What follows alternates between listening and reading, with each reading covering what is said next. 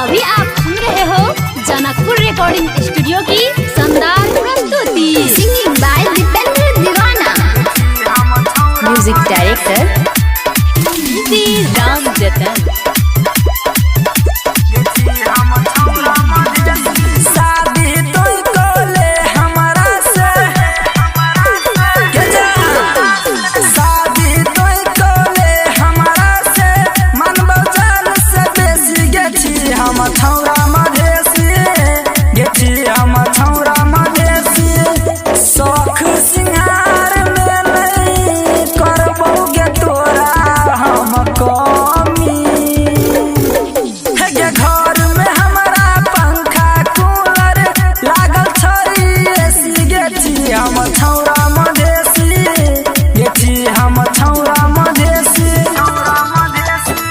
Music director Ram जतन।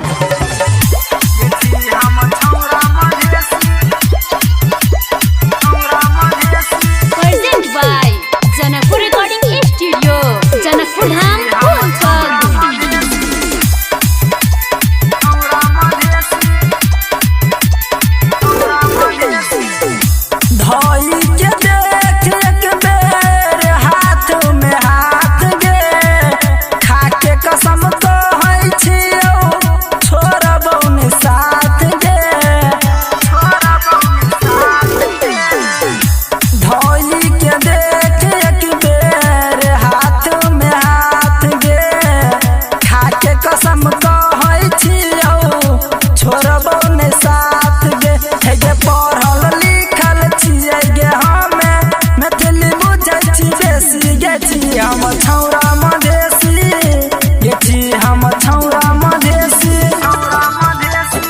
Music director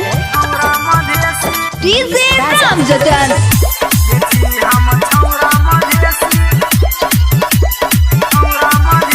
अभी आप सुन रहे हो जनकपुर रिकॉर्डिंग स्टूडियो की शानदार प्रस्तुति।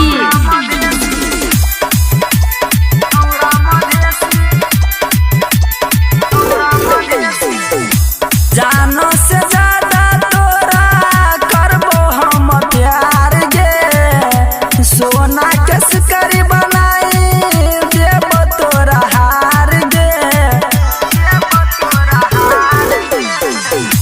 जानो से